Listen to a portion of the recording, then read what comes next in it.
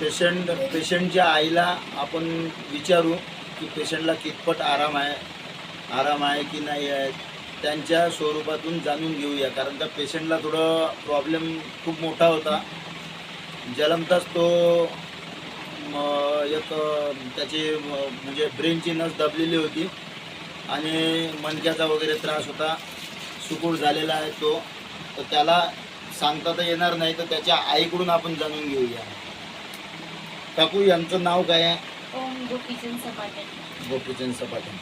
आपण जे हे प्रोडक्ट दिलं होतं यांना 15 दिवसाच्या अगोदर, मेलोडी अमृशिया, त्याच्या अगोदर याला कोणते आजार होते, त्रास कोणते होते? झटके येणं, पळणं, जेवण कमी, असं न चालत नव्हता बरोबर. एका दिवसामध्ये त्याला किती झटके येत होते असं तुम्हाला माहित आहे? 4-5 वेळा येत होते. 4-5 वेळा येत होते. जेव्हा आम्ही त्याला चेकअप केलं होतं त्यावेळेस आमच्या समोरही त्याला 5 ते 6 झटके आले होते.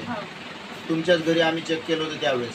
आता हे औषध घेतलं तेव्हापासून त्याला किती आराम लागलाय? आता आराम आहे. आता झटके येणं बंद झाले. झटके पूर्ण बंद झाले की येतात कधी? नाही, बंद झाले. किंवा जोरात पडला किंवा तेव्हाच येत नाही तर येत नाही. म्हणजे झटके परिपूर्ण बंद झाले.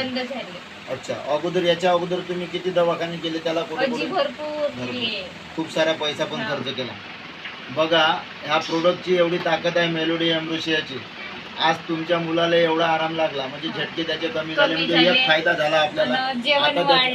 आता त्याचं जेवण पण वाढणार, त्याचे शरीर पण वाढणार, शरीरामध्ये बोलण्यामध्ये फरक पडला थोडासा. पहिला आवाज तो तातड निघत होता, आता थोडासा चांगलाच निघतो. बघा, तर त्याला हे वाला आपलं प्रोडक्ट जे आहे ते तुम्ही 6 महिने कंटिन्यू द्या. 6 महिन्यामध्ये अजून त्याला जास्त ग्रोथ होणार. तो 75% पर्यंत बरा होणार. राहिले 25% हे तर निसर्गावरती आहे ना. तर ह्या सगळ्या गोष्टी होणार आहेत त्याच्यासोबत आणि चांगलं होणार आहे. आणि ह्या प्रोडक्टची तुम्हाला जर आराम आहे तर तुम्ही ह्या प्रोडक्टला अजून लोकांपर्यंत